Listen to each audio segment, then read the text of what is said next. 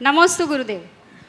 गुरुदेव, मेरा प्रश्न है या मैं जानना चाहती हूँ कि एक हम चारों प्रकार के आहार का त्याग करते हैं जब यहाँ पर, और एक टूक की वंदना करते हैं, तो उसमें भी उपवास का फल मिलता है और ये उपवास के फल में क्या अंतर है? और एक ये चीज़ है कि सारे मंत्र जनरली ये बने कि पापों का नाश करेंगे, लेकिन कषायों का नाश के लिए क्या मंत्र है? जैसे मूल तो कषायों का। बहुत सुंदर, बहुत सुंदर, बहुत सुंदर।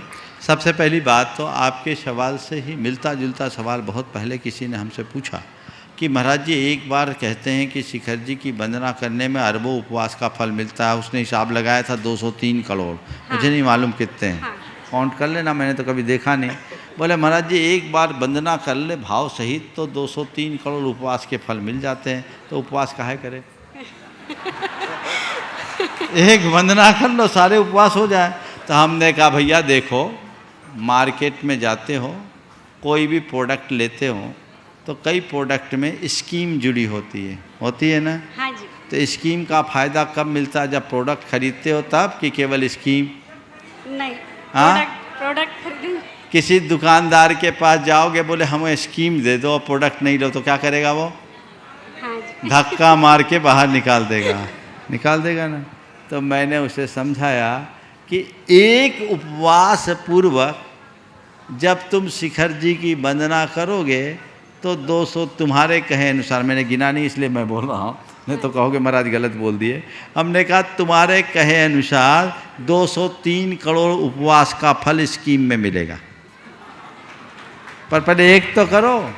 पर ये बात ध्यान रखना, तुम्हारा घर प्रोडक्ट से चलता है, स्कीम से नहीं। इसलिए अपने प्रोडक्ट को संभालिए, पहली बात समझ गए। आपने दूसरी बात कही कि पाप का नाश करने की बात सब करते हैं, हाँ जी। कषायों का नाश करने की बात क्यों नहीं करते? देखो, पाप शब्द व्यापक है।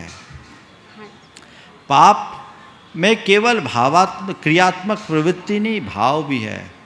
पाप में विषय भी आते हैं और कषाय भी आते हैं। विषय कषाय दोनों पाप है। इसलिए पाप का नाश जब हम करते हैं तो पंचेंद्रिय के विषय भी नष्ट होते हैं और कषाय भी नष्ट होते हैं। इसलिए हमारे यहाँ पाप के नाश को प्रमुखता से कहा जाता है। नमोस्तु गुरुदेव।